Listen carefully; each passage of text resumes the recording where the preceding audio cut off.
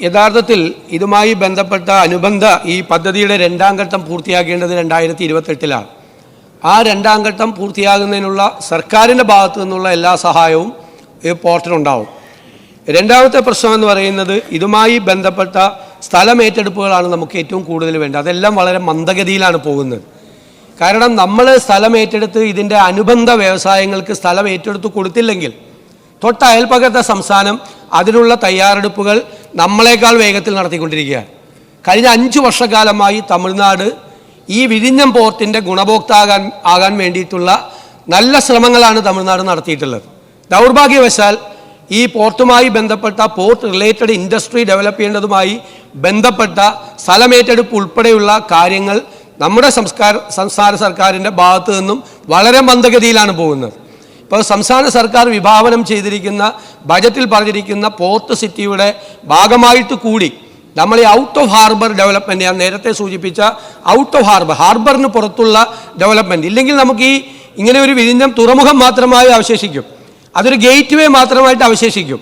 സംസ്ഥാന സർക്കാരിന് ഈ സംസ്ഥാനത്തിന് എംപ്ലോയ്മെൻറ്റ് ജനറേഷൻ ഉണ്ടാകാൻ, കൂടുതൽ ജോലി സാധ്യതകൾ ഉണ്ടാകാൻ, സംസ്ഥാനത്തിൻ്റെ GST വരുമാനം വർദ്ധിപ്പിക്കാൻ, സംസ്ഥാനത്തിന് കൂടുതൽ എക്കണോമിക് ആക്ടിവിറ്റി ഉണ്ടായി നമ്മുടെ സമ്പദ് വ്യവസ്ഥയെ മെച്ചപ്പെടുത്താനുള്ള നല്ല അവസരമാണ് ഈ പോർട്ടുള്ളത്. പക്ഷേ അതിനനുബന്ധമായി സർക്കാർ ചെയ്തു തീർക്കേണ്ട കാര്യങ്ങൾ വളരെ മന്ദഗതിയിലാണ് പോയിരുന്നത്. ഞാൻ പറഞ്ഞല്ലോ, പോർട്ട് കണക്ടിവിറ്റിയും റോഡ് കണക്ടിവിറ്റിയും പ്രധാനമാണ്. ഈ റോഡ് കണക്ടിവിറ്റി ഉണ്ടായാൽ റോഡിൻ്റെ ഇരുവശങ്ങളിലും നമുക്ക് ഒരുപാട് സ്ഥലങ്ങൾ ഏറ്റെടുത്തുള്ള ചെയ്യണം. ഞങ്ങളുടെ മുമ്പിൽ ഞങ്ങൾ വന്നിട്ട് 1 മാസത്തിന് ശേഷമായിട്ടുള്ളൂ. ഈ 1 മാസത്തിനുള്ളിൽ ഇത് സംബന്ധിച്ച മുഴുവൻ കാര്യങ്ങളും ഞങ്ങൾ പഠനം നടത്തിയിട്ടുണ്ട്.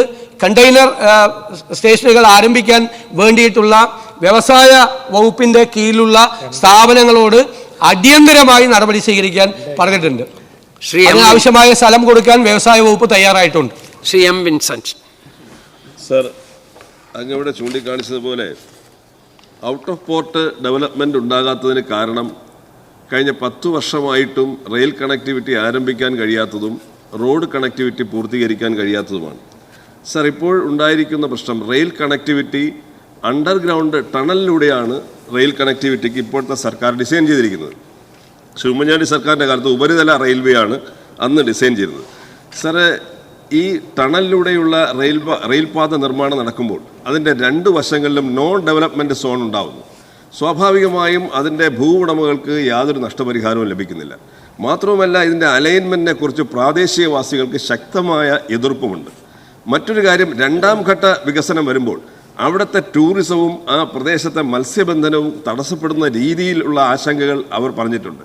അതിന് ആ ബന്ധപ്പെട്ട ആശങ്കകൾ പ്രകടിപ്പിച്ചിട്ടുള്ള ആൾക്കാരുമായും ടൂറിസം മേഖലയുമായും എല്ലാം ചർച്ച ചെയ്ത് റെയിൽ കണക്ടിവിറ്റിയുടെ കാര്യത്തിലും 2ാം ഘട്ട വികസനത്തിൻ്റെ കാര്യത്തിലും ഉണ്ടാകുന്ന ആശങ്കകൾ പരിഹരിച്ച് അതിൻ്റെ നിർമ്മാണ പ്രവർത്തനം മുന്നോട്ട് കൊണ്ടുപോകാനുള്ള നടപടി സ്വീകരിക്കുമോ? ശരി, തീർച്ചയായും ബഹുമാനപ്പെട്ട കോവളംഗം ശ്രദ്ധയിൽപ്പെടുത്തിയ കാര്യം, എന്തെങ്കിലും റെയിൽ കണക്ടിവിറ്റി നമുക്ക് നിർബന്ധമായി ഉണ്ടാകണം, റോഡ് കണക്ടിവിറ്റി ഉണ്ടാകണം, പോർട്ടുമായി ബന്ധപ്പെട്ട വികസനം ഉണ്ടാകണം. അതിന് അത്തരം വികസന സംരംഭങ്ങൾ ഉണ്ടാകുമ്പോൾ പ്രദേശവാസികൾക്ക് എന്തെങ്കിലും പ്രയാസങ്ങളുണ്ടെങ്കിൽ അവരുമായി സംസാരിച്ച് ആ പ്രശ്നത്തിന് ശാശ്വതമായ പരിഹാരം ഉണ്ടാക്കുന്നതിന് ശ്രദ്ധിക്കും.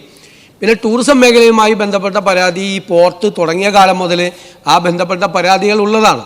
സാർ, അത് അവർക്ക് ഏതെങ്കിലും തരത്തിൽ അവരെ ഗവൺമെൻറ് സഹായിക്കാൻ പറ്റുമോ എന്ന് പരിശോധിക്കും.